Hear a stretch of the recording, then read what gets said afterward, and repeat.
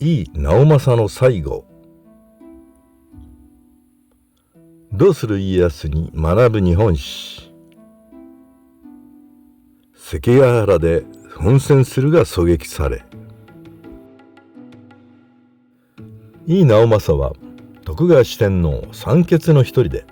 関ヶ原の戦いでも本領を発揮するが狙撃された傷が致命傷となってしまう。井伊直政の西郷を詳しく見ていこう。井伊直政は1561年永禄4年遠江の国飯野屋の武将井伊直親の嫡男として生まれた。井伊家は代々今川氏の臣下だったが、直政が2歳の時に今川氏真に織田家に内通した疑いをかけられた父直親が暗殺され、直政の命も狙われた。そのために幼い直政は女城主井伊直虎に育てられたという伝説を持つ武将である。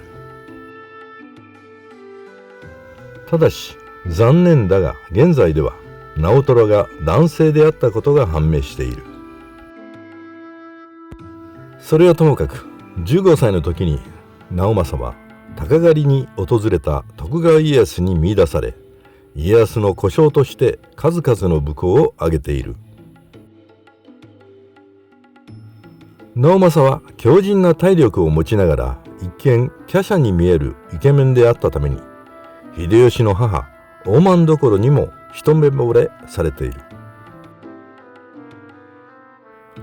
武田の急進を預かると武具や旗をすべて赤で統一したため、直政は赤鬼と称された。また指物も赤の井伊の軍団が先陣を切ると、敵からは炎の塊が突進してくるように見え、井伊の赤備えと恐れられた。さらに直政は多くの戦場で自分の兜を側近にかぶせて影武者に仕立てたため、敵には何人もの直政がいると錯覚させたという。直政は猪突猛進タイプの武将で、後方で冷静に指揮を執るタイプの武将ではなかった。そのために家康の評価は高く、いつも井伊の赤備えに徳川軍の先陣を託したが、直政はいつも生傷が絶えなかったという。家康は関東に威風となると、家臣では最も多い上野高崎12万石を直政に与えている。1600年慶長5年9月15日、関ヶ原の合戦で直政は軍官として家康の四男で直政の娘婿松平忠義と共に布陣した。東軍の先陣は豊臣恩顧の福島正則が務めることが決まっていたため、直政は正則の後ろに東堂高虎と並んで陣を敷いた。夜明け前に本田忠勝が家康の伝令のため突然に直政を訪れた。忠勝はこの戦いは豊臣恩顧の大名ではなく直政の働き次第で決すると言ったが、直政は無言で大きくうなずいたという。直政は午前8時、関ヶ原の朝霧がすっかり晴れ渡ると、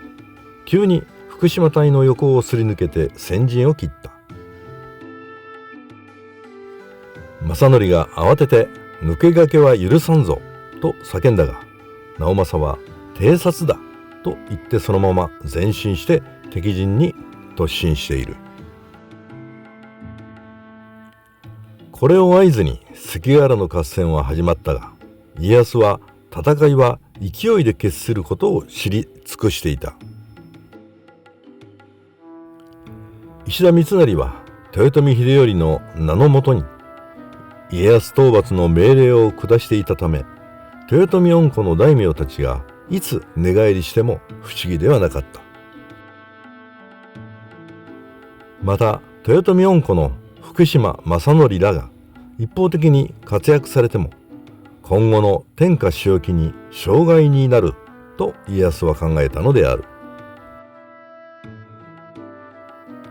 そのために家康は先陣を豊臣恩子の大名ではなく、いつも通りに直政に任せたのである。当初は石田三成軍や大谷義嗣軍が奮戦したため、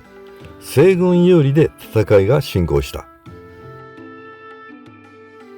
ところが裏切りなどが続いたために、小西行長隊が崩れたのを契機に、徐々に西軍は東軍に押し戻される。小西隊の横に布陣していた島津義弘率いる1500人の島津隊が加われば、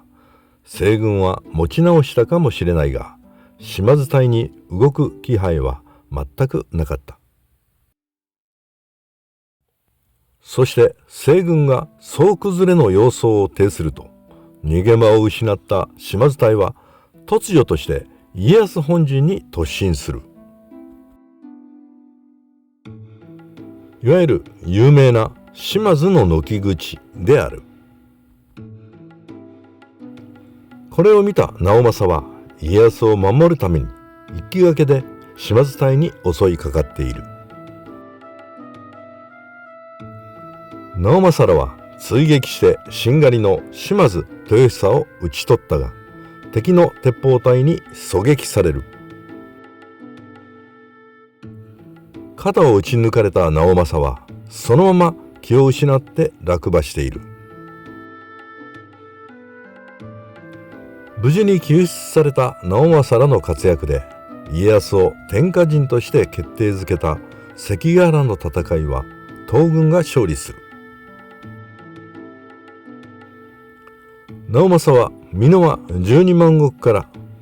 近江沢山18万石に加増され、西の豊臣家の備えとされている。井伊直政は関ヶ原で負傷した右肩の傷が癒えず、沢山で静養を続けた。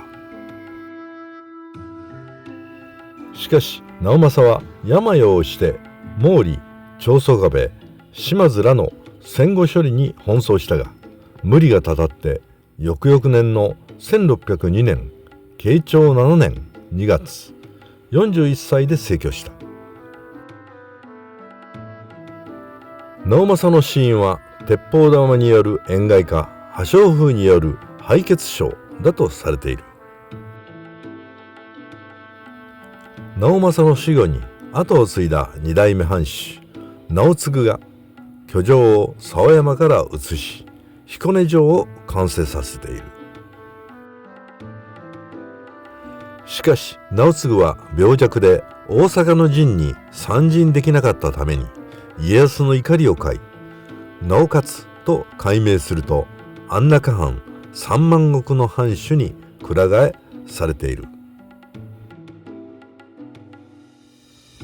そして直勝の弟の井伊直孝が改めて二代目彦根藩主となっている。その後の井伊家は江戸時代を通じて石高こそ11位の30万石であったが、格式においては御三家御三卿以外では加賀前田家に次ぎ島津家と同格であった。そして常設ではないものの、大老が必要な時には原則として井伊家から出すようになっていた。幕末に開国の立役者でありながら桜田門外で暗殺された井伊直弼は近江彦根藩第16代藩主である。井伊直政とその子孫が江戸時代の幕開けと幕引きを演じたことになるとは何とも奇遇である。